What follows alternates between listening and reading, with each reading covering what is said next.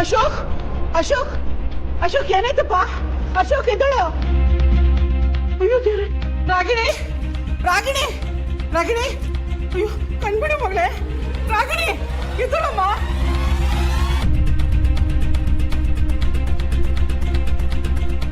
ರಾಗಿಣಿ ರಾಗಿಣಿ ಎದ್ದಳಮ್ಮ.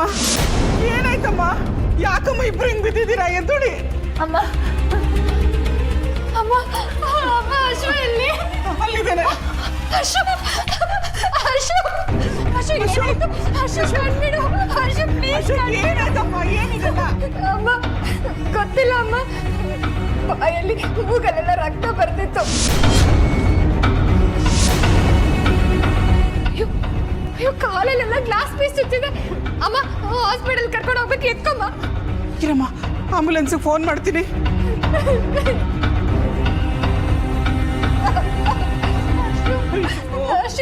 ಏನಾಯ್ತಮ್ಮ? Phone receive ಮಾಡ್ತಿಲ್ಲಮ್ಮ, ಬಿಸಿ ಬರ್ತಾ ಇದೆ. ಅಮ್ಮ ಯಾವ ಆಂಬುಲೆನ್ಸ್ ಬೇಡ, ಏನು ಬೇಡ. ಹೇಗಾದ್ರೂ ಬೇಡ, ನಾನೇ ಕಾರ್ ಡ್ರೈವ್ ಮಾಡ್ತೀನಮ್ಮ. ಸರಿನಮ್ಮ, ಕರ್ಕೊಂಡು ಹೋಗೋಣ ಹಾಸ್ಪಿಟಲ್ಗೆ. ಎತ್ಕೊಮ್ಮ.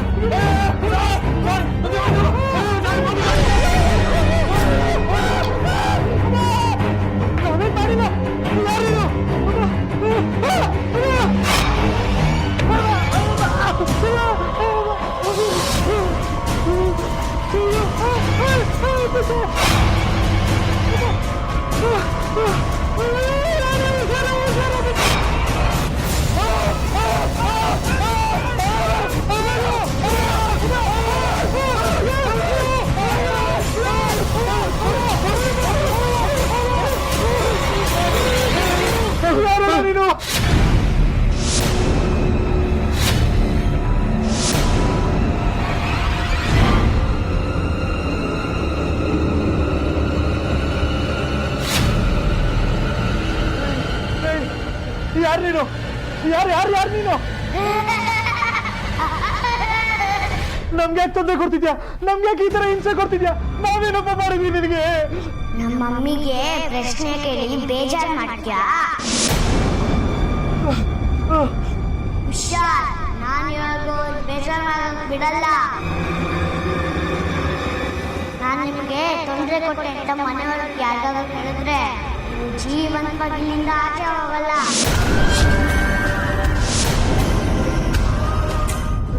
ಇಲ್ಲೇ ಸಾಯಿಸ್ಬಿಡ್ತೀನಿ. ಬೇಡ, ಇಲ್ಲ ಇಲ್ಲ, ಯಾರಿಗೂ ಇರೋದಿಲ್ಲ. ಬಿಟ್ಬಿಡು ನಮ್ಮನ್ನ, ಪ್ಲೀಸ್ ಪ್ಲೀಸ್ ಬಿಟ್ಬಿಡು. ಹೋಗಿ.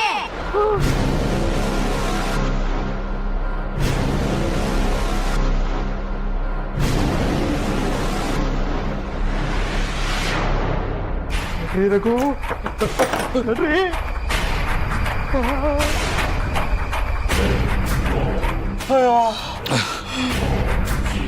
ಏನು ಸರ್ ಹೀಗಾಗೋಯ್ತು? ಈ ಮನೇಲಿ ದೆವ್ವ ಇದೆ ಅನ್ನೋದು ಗೊತ್ತಿಲ್ಲದೆ ಬಂದು ತಗ್ಲಾಕೊಂಬಿಟ್ವಲ್ಲ ಸರ್. ನಮ್ಮ ಪ್ರಾಣ ಉಳಿದಿದ್ದೆ ಹೆಚ್ಚು. ಸೋಕರು ಕಾಣೆ ಆಗೋದಕ್ಕೂ ದೆವ್ವನೇ ಕಾರಣ ಇರಬೇಕು ಸರ್. ರೀ ಮೆಲ್ಲಿಗೆ ಮಾತಾಡ್ರಿ, ಯಾರಾದ್ರೂ ಕೇಳಿಸ್ಕೊಂಡ್ರೆ ನಮ್ಮ ಪ್ರಾಣ ಹೋಗುತ್ತೆ ರೀ. ಸರ್ ಮೊದಲು ನಾವಿಲ್ಲಿಂದ ಹೊಟ್ಟೋಗೋಣ ಬನ್ನಿ ಸರ್. ತಡ್ಕೊಳ್ರಿ, ಕೆಳಗಡೆ ಹೋಗಿದ ತಕ್ಷಣ ಏನಾದ್ರು ಕ್ಲೂ ಸಿಗ್ತಾ ಅಂತ ವಿಚಾರಿಸ್ತಾರೆ. ಅನುಮಾನ ಬರೋತ್ರ ನಾವು ನಡ್ಕೋಬಾರ್ದು. ಕೇಳಿದ್ರೆ ಡಿಪಾರ್ಟ್ಮೆಂಟ್ಗೆ ಇನ್ಫಾರ್ಮ್ ಮಾಡೀನಿ ಅಂತ ನಾನು ಹೇಳ್ತೀನಿ. ಫಸ್ಟ್ ನಾವಿನಿಂದ ಹೊಟ್ಬಿಡೋಣ.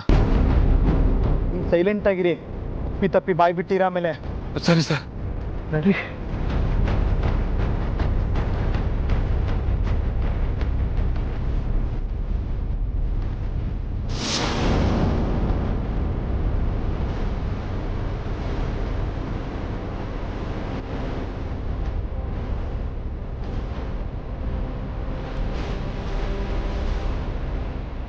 ರಾಗಿಣಿ, ಎಷ್ಟೊತ್ತಾಯ್ತಮ್ಮ ಈ ಥರ ವಾಮಿಟ್ ಮಾಡ್ಕೊಡೋದಕ್ಕೆ ಶುರು ಮಾಡಿ? 20 ನಿಮಿಷ ಆಗಿದೆ. ಅಲ್ಲೇ ಕಣೆ ರಾಗಿಣಿ, 20 ನಿಮಿಷ ಅಂತ ಹೇಳ್ತಾ ಇದೀಯಾ? ಅಶೋಕ್ನ ಹಾಸ್ಪಿಟ್ಲಿಗೆ ಕರ್ಕೊಂಡು ಹೋಗೋಷ್ಟೊತ್ತಿಗೆ ಏನಾದ್ರೂ ಹೆಚ್ಚು ಕಡಿಮೆ ಆಗಿ ಸತ್ತೋಗ್ಬಿಟ್ರೆ ಏನೇ ಮಾಡೋದು? ಅಮ್ಮ ಎಂತ ಮಾತಂತ ಆಡ್ತಿದ್ಯಮ್ಮ ನೀನು. ನೀನ್ ನೋಡ್ತಾ ಇದ್ರೆ ನನ್ಗೆ ಯಾಕೋ ಹಾಗೆ ಅನ್ನಿಸ್ತಾ ಇದೆ ಕಣೆ. ಅಮ್ಮ ಪ್ಲೀಸ್, ನನಗಾಗ್ಲೇ ಹೆಸರಿದ್ದೀನಿ. ನೀನ್ ಇದನ್ನೆಲ್ಲ ಹೇಳಿ ನನ್ಗಿನ್ನೂ ಭಯಪಡಿಸ್ಬೇಡ. ಆಯ್ತಾಯ್ತು, ಬೇಗ ನಡಿ. ಬೆಳಗ್ಗೆ ಎದ್ದು ಯಾರ ಮುಖ ನೋಡಿದ್ವೋ ಏನೋ, ಇನ್ನು ಏನೇನು ಅನಾಹುತ ಕಾದಿದ್ಯೋ.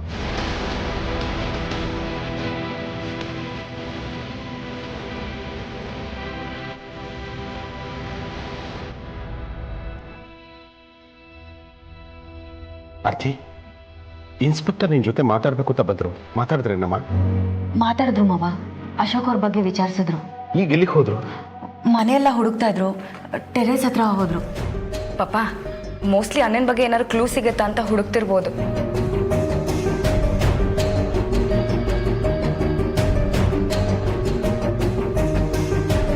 ಇನ್ಸ್ಪೆಕ್ಟರ್, ನಮ್ಮ ಅಶೋಕನ್ ಬಗ್ಗೆ ಏನಾದರೂ ಕ್ಲೂ ಸಿಗ್ತಾ? ಅದು ಎಲ್ಲ ಕಡೆ ಹುಡುಕ್ತೆ. ಈ ಮನೆ ನನಗೆ ಅಂತ ಏನು ಕ್ಲೂ ಸಿಕ್ಕಲಿಲ್ಲ.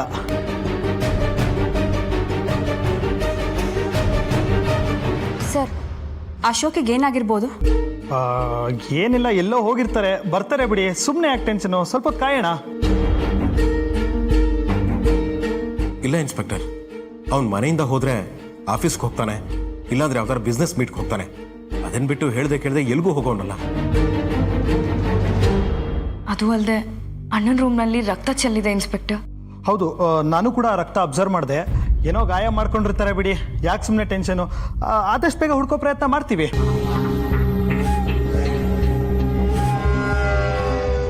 ನಿಮ್ಗೇನಾದ್ರು ಕ್ಲೂ ಸಿಕ್ಕಿದ್ರೆ ನಮಗೆ ತಿಳಿಸ್ಕೊಡಿ, ಆಯ್ತಾ? ನಾವಿನ್ನು ಹೊಡ್ತೀವಿ. ಹಲೋ ಇನ್ಸ್ಪೆಕ್ಟರ್, ಇನ್ಸ್ಪೆಕ್ಟ್ರೆ, ಇವ್ರು ಯಾಕೆ ಇಷ್ಟು ಅರ್ಜೆಂಟಾಗಿ ಹೊಟ್ಬಿಟ್ರು?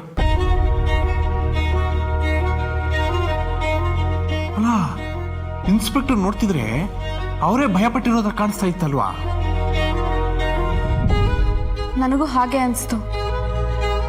ಮೊದಲೇ ಪೊಲೀಸ್ ಡಿಪಾರ್ಟ್ಮೆಂಟ್, ಸಾವಿರ ಟೆನ್ಷನ್ಸ್ ಇರುತ್ತೆ. ಸುಮ್ಮನೆ ಏನು ಅನ್ಕೊಳ್ಳೋದು ಬೇಡ. ಇವರು ಅಶೋಕ್ನ ಸೀರಿಯಸ್ ಆಗಿ ಹುಡುಕ್ತಾರ ಅನ್ನೋ ಅನುಮಾನ ನನಗೆ. ಹುಡುಕ್ಲೇಬೇಕಮ್ಮ.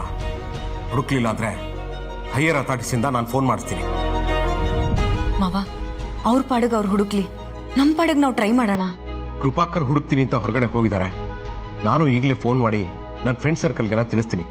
ಎಲ್ಲಾದ್ರೂ ಕಟ್ರೆ ತಕ್ಷಣ ಇನ್ಫಾರ್ಮ್ ಮಾಡಿ ಅಂತ. ನಮ್ಮ ಅಶೋಕ್ ಎಲ್ಲಿದ್ದಾನೋ, ಏನ್ ಮಾಡ್ತಿದ್ದಾನೋ, ಆ ದೇವ್ರೆ ಅವನ್ನ ಕಾಪಾಡಬೇಕು. ದೇವ್ರೆ, ಅವನಿಗೇನೂ ಆಗದೆ ಇರಲಿ.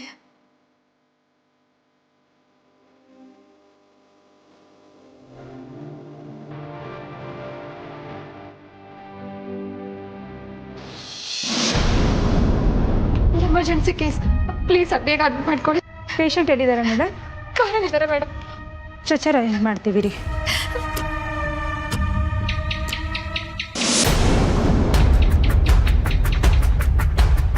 ಇದು ಯಾವುದ್ರ ಸೂಚನೆ ಮಾತಂಗಿ?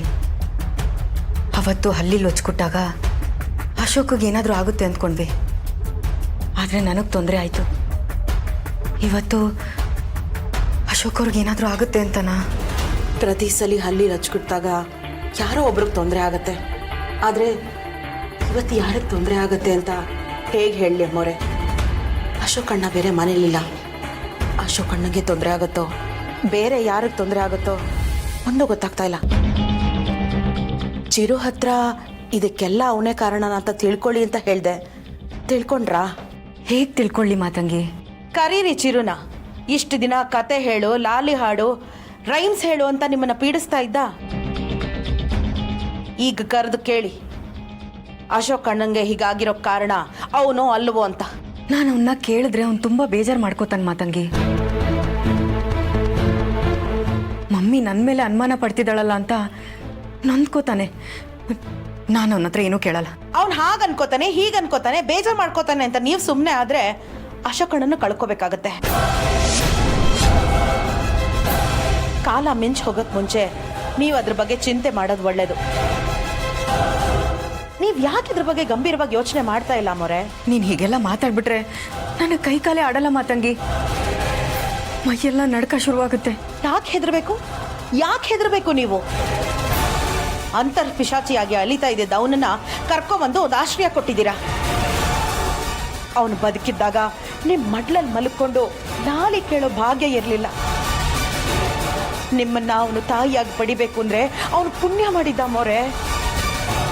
ಆದ್ರೆ ನೀವು ಅವನ ವಿಷಯದಲ್ಲಿ ಇಷ್ಟು ದಾಕ್ಷಿಣ್ಯ ಇಟ್ಕೊಳ್ಳೋದು ನನಗೊಂದು ಸ್ವಲ್ಪನೂ ಸರಿ ಕಾಣಿಸ್ತಾ ಇಲ್ಲ. ತಾಯಿ ನೀವು ಮಗು ಲಾಲನೆ ಪಾಲನೆ ಮಾಡಬೇಕಾಗಿರೋದು ನಿಮ್ಮ ಧರ್ಮ. ಹೌದು, ಅದು ಬದುಕಿದ್ದಾಗ ಮಾತ್ರ. ಮಕ್ಕಳ ಹತ್ರ ತಂದೆ ತಾಯಿರು ಗುಲಾಮರಾಗಿ ಬದುಕೋ ಅಂತ ಅವಶ್ಯಕತೆ ಯಾವತ್ತೂ ಬರೋದಿಲ್ಲ, ಬರ್ಲೂಬಾರ್ದು. ಯಾರಿಗೋಸ್ಕರ ಯಾವುದಕ್ಕೋಸ್ಕರ ನೀವು ಹಂಬಲಿಸ್ತಾ ಇದ್ದೀರೋ ಅವರೇ ನಿಮ್ಮ ತಾಳಿನ ಕಿತ್ಕೋತಾರೆ.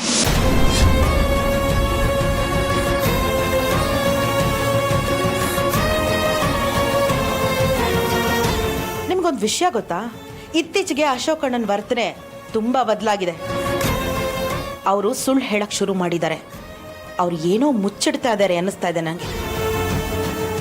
ನಿಮ್ಮ ಮತ್ತೆ ಅಶೋಕ್ ಅಣ್ಣನ ನಡುವೆ ಜಗಳ ಶುರು ಆಗಿದ್ದು ಎಲ್ಲಿಂದ ಅಂತ ಒಂದ್ಸಲಿ ನೆನ್ಪು ಮಾಡ್ಕೊಳ್ಳಿ. ಶ್ರಾದ್ದ ಕಾರ್ಯ ನಿಂತಿದ್ದು, ಚೈತ್ರನ ಬರ್ತ್ಡೇ ಪಾರ್ಟಿ ನಿಂತಿದ್ದು, ಆ ಗೊಂಬೆ ಮನೆಗೆ ಬಂದಿದ್ದು, ಅಶೋಕ್ ಅಣ್ಣ ಗೊಂಬೆನ ನೋಡಿ ಕೋಪ ಮಾಡ್ಕೊಂಡಿದ್ದು, ಇದೆಲ್ಲದಕ್ಕೂ ಚಿರುನೇ ಮೂಲ.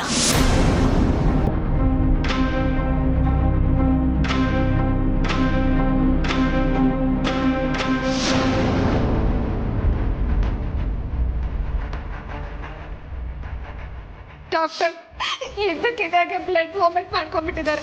ಏನಾಗಿದೆ ಅಂತ ನಮ್ಗೆ ಯಾರಿಗೂ ಗೊತ್ತಿಲ್ಲ ಸರ್. ಕಾಲ್ಗೆ ತಲೆಗೆ ಏನ್ ಮಾಡ್ಕೊಂಡ್ಬಿಟ್ಟಿದಾರಲ್ರಿ? ತಲೆ ಸುತ್ತ ಬಿದ್ಬಿಟ್ರು ಸರ್. ಸರಿ, ಕರ್ಕೊಂಬನ್ನಿ.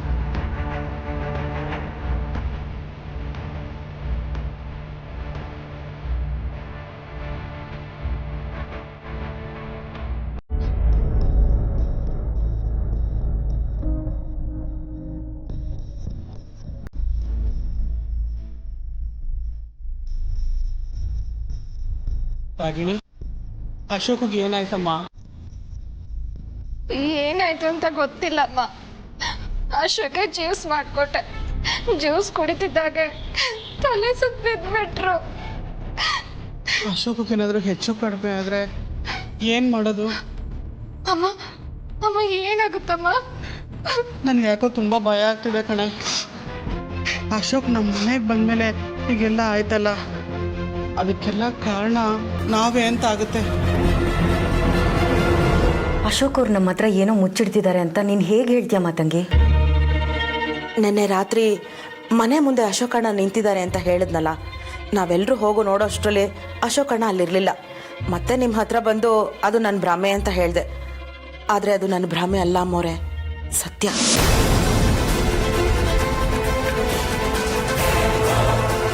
ಅಶೋಕ್ ಅಣ್ಣ ಕಾಣದೇ ಇದ್ದಾಗ ನಾನು ನನ್ನ ರೂಮ್ನಲ್ಲಿ ಕೂತ್ಕೊಂಡು ಅಯ್ಯನ ಹತ್ರ ಬೇಡ್ಕೋತಾ ಇದ್ದೆ. ಅದಾಗಿ ಸ್ವಲ್ಪ ಹೊತ್ತು ಹೊರಗೆ ಬಂದು ನೋಡ್ತೀನಿ, ಮನೆ ಮುಂದೆ ಅಶೋಕ್ ಅಣ್ಣ ನಿಂತಿದ್ರು. ನಾನು ಭವಾನಿ ಅಕ್ಕ, ವೇದ ಅಕ್ಕ ಕೆಳಗಡೆ ಹೋಗಿ ನೋಡಿದಾಗ ಅಶೋಕ್ ಅಣ್ಣ ಅಲ್ಲಿರ್ಲಿಲ್ಲ. ಅಷ್ಟರಲ್ಲೇ ಏನಾಗಿತ್ತು ಅಂತ ನಮ್ಗೆ ಯಾರಿಗೂ ಗೊತ್ತಾಗ್ಲಿಲ್ಲ. ಸ್ವಲ್ಪ ಹೊತ್ತಲ್ಲಿ ಅಶೋಕ್ ಅಣ್ಣನೇ ಮನೆಗೆ ಬಂದ್ರು. ನಿಜಾನಮ್ಮ ತಂಗಿ? ಹೌದು ಅಮ್ಮರೇ, ನಿಜಾನೇ ಹೇಳ್ತಾ ಇದ್ದೀನಿ. ಅಶೋಕ್ ಅಣ್ಣನ್ಗೆ ಏನೋ ಆಗ್ತಾ ಇದೆ, ಆದ್ರೆ ಅವ್ರು ಹೇಳ್ಕೊತಾ ಇಲ್ಲ ಅಷ್ಟೇ. ಏನಾಗಿದೆ ಅನಿಸ್ತಾ ಇದೆ? ಕರಾರುವಕವಾಗಿ ಹೀಗೆ ಆಯ್ತು ಅಂತ ಹೇಳಕ್ ಆಗೋದಿಲ್ಲ. ಈಗ ಏನ್ ಮಾಡೋದು ಮತ್ತಂಗಿ? ಇದಕ್ಕೆಲ್ಲ ಒಂದೇ ದಾರಿ, ನೀವು ಚಿರು ಹತ್ರ ಮಾತಾಡ್ಲೇಬೇಕು. ಇದಕ್ಕೆಲ್ಲ ಕಾರಣ ಚಿರು ಅಲ್ಲ ಅನ್ನೋದಾದ್ರೆ ಅಶೋಕ್ ಅವ್ರನ್ನ ಯಾರು ಏನು ಮಾಡೋಕ್ಕಾಗಲ್ಲ. ಆದ್ರೆ ಚಿರುನೇ ಕಾರಣ ಅನ್ನೋದಾದ್ರೆ ಅದಕ್ಕೆ ಪರಿಹಾರ ಕೂಡ ನೀವೇ ಹುಡುಕ್ಬೇಕು ಅಮ್ಮೋರೆ.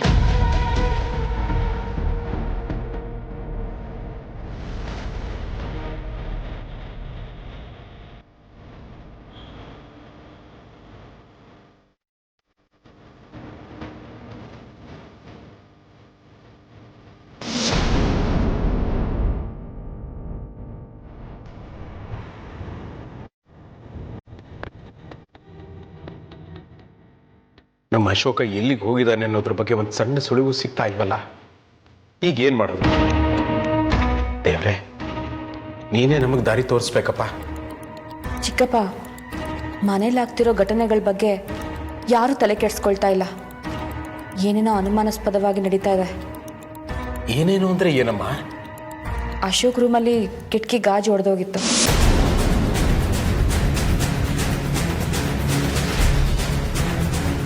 ಇದನ್ನ ಮೊದಲೇ ಯಾಕಮ್ಮ ಹೇಳಲಿಲ್ಲ? ಚಿಕ್ಕಪ್ಪ, ಗ್ಲಾಸ್ ಒಡೆದಿರೋದಕ್ಕೆ ಏನೇನೋ ಕಾರಣಗಳಿರ್ಬೋದು, ಅದನ್ನ ಯಾಕೆ ಅನುಮಾನದಿಂದ ನೋಡೋದು ಅಂತ ನಾನು ಸುಮ್ಮನೆ ಇದ್ದೆ.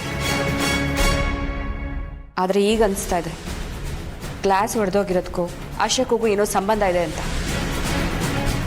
ಕೋಪಕ್ಕೆ ಅಶೋಕನೇ ಅದನ್ನು ಹೊಡೆದಾಕಿರ್ಬೋದಲ್ವಾ? ಅಶೋಕಣ್ಣ ಯಾಕೆ ಅದನ್ನು ಹೊಡೆದಾಕ್ತಾನೆ? ಆರ್ತಿ ಮೇಲಿನ ಕೋಪಕ್ಕೆ ಅಶೋಕ್ ಹಾಗೆ ಮಾಡಿರ್ಬೋದಲ್ವಾ? ಗ್ಲಾಸ್ ಹೊಡೆದೋಗಿದ್ಯಲ್ಲ ಅಂತ ಹೇಳಿದಾಗ ನನಗೆ ನೆನಪಾಯ್ತು, ಬಾಬಾ ಸ್ಟೋರ್ ರೂಮ್ನಲ್ಲಿ ಒಂದು ಗೊಂಬೆ ಇದೆ.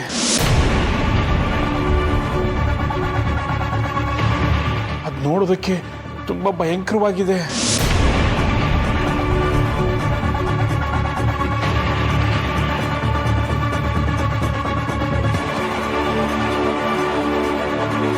ಚಿರು, ಎಲ್ಲಿದ್ಯಾ ಚಿರು? ಚಿರು, ನಾನು ನಿನ್ನ ಹತ್ರ ಮಾತಾಡಬೇಕು. ನಾನು ನಿನ್ನ ಹತ್ರ ತುಂಬ ವಿಷಯ ಮಾತಾಡಬೇಕು ಚಿರು. ಪ್ಲೀಸ್ ನನ್ನ ಕಣ್ಣೆದುರುಗಡೆ ಬಾರೋ.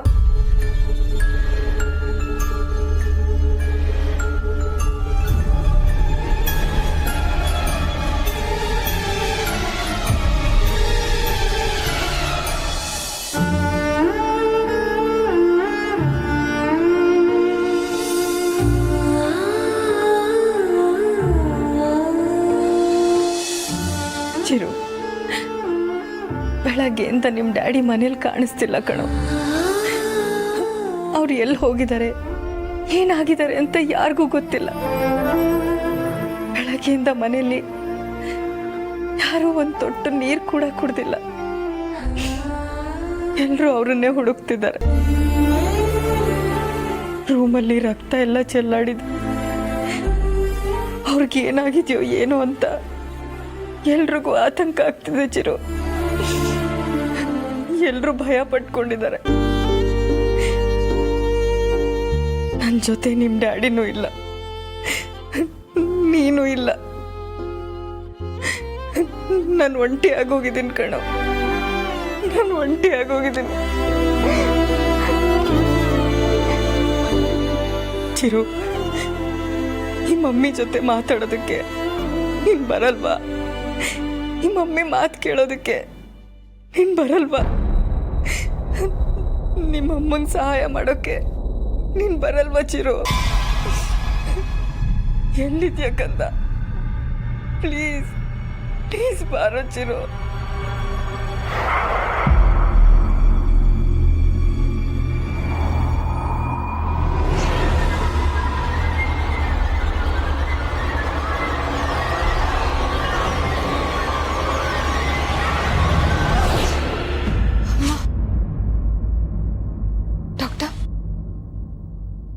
ಅಶೋಕ್ ಅವ್ರು ಹೇಗಿದ್ದಾರೆ?